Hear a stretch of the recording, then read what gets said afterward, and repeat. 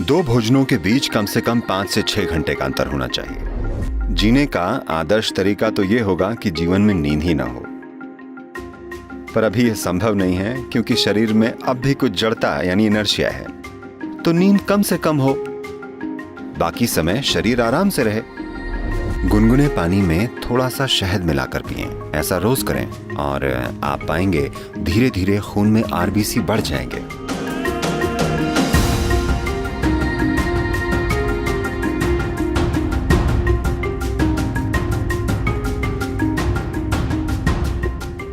अगर भोजन की बात करें, सबसे महत्वपूर्ण चीज जिसका आपको ध्यान रखना चाहिए वो ये है, किसी दिन जब आप कोई भोजन खाते हैं, चाहे आप जो भी खाते हैं, आपको ध्यान रखना चाहिए कि वो भोजन कितनी जल्दी पचकर आपका हिस्सा बन जाता है। कोई भी भोजन अगर 3 घंटे से ज्यादा पेट में रहता है, यानी आपने खराब खाना खाया है। वो भोजन या तो आप छोड़ दें या कम से कम खाएं। अगर भोजन 3 घंटे में पेट से आंतों तक पहुंच जाता है, यानी आप कुछ ऐसा खा रहे हैं जिसे आपका सिस्टम अच्छे से पचा पाता है। शायद वो सबसे अच्छा भोजन न हो, पर सिस्टम उसे पचा पा रहा है। और दो भोजनों के बीच अगर आप 5 से 6 घंटों की दूरी बनाए रखते हैं और बीच में अगर कुछ भी ना खाया जाए, तो आप पाएंगे कि कोशिकाओं या सेल्स के स्तर पर सिस्टम में सफाई होगी। सेलुलर स्तर की यह सफाई स्वस्थ जीवन के लिए सबसे जरूरी और सबसे ज्यादा महत्वपूर्ण है। तो दो भोजनों के बीच कम से कम 5-6 घंटों का अंतर होना चाहिए। अगर आपकी उम्र 30 से ज्यादा है तो दिन में दो बार अच्छे से भोजन करना काफी होगा। एक सुबह का भोजन और एक शाम का। शाम के भोजन के बाद कम से कम 3 घंटे रुक कर सोना चाहिए और कुछ शारीरिक काम होना चाहिए। जरूरी नहीं है कि बहुत भारी या जोरदार गतिविधि हो, बस थोड़ी सी सैर या शायद थोड़ा सा डांस या ऐसा कुछ। अपने लिए कुछ ऐसा करें ताकि शाम के भोजन के बाद कम से कम 20 से 30 मिनट कुछ शारीरिक काम हो। ऐसा करने से आपका सिस्टम काफी स्वस्थ होगा।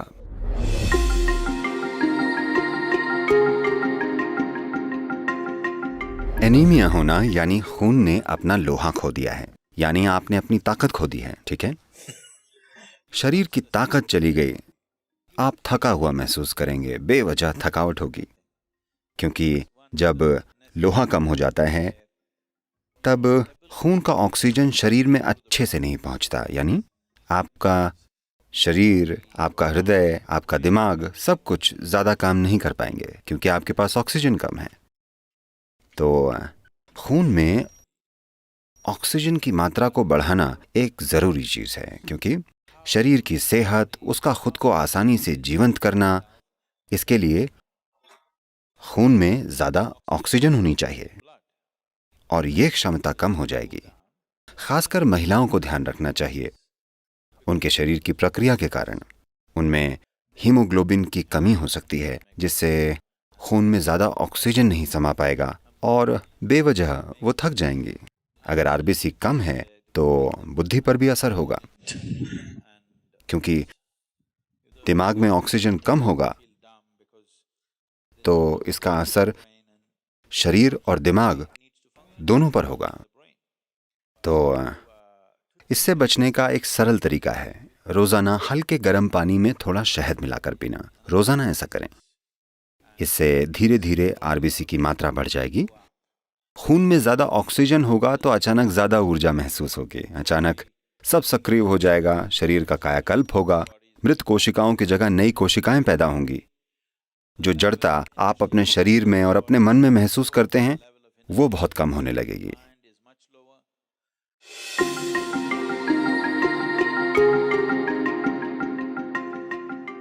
तो शहद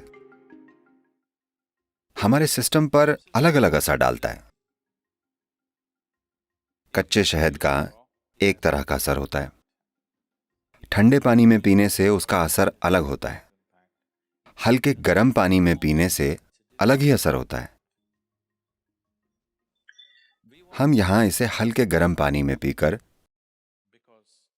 सिस्टम को खोलना चाहते हैं। If you put it into boiling water, some part of honey will turn poisonous. उबलते पानी में डालने से शहद का कुछ हिस्सा जहरीला हो जाता है। तो इसे कभी भी उबलते पानी में नहीं डालना चाहिए या इसे पकाना नहीं चाहिए। मैं जानता हूँ कि पश्चिम में लोग शहद के केक बनाते हैं, वो इसे पकाते हैं। एक तापमान को पार कर जाने के बाद शहद जहरीला हो जाता है। तो आपको इसे ऐसे तापमान में रखना चाहिए कि ये पीने लायक हो। इसे गुनगुने पानी में डालें, उबलती हुई गर्म चीज़ों में इसे न डालें।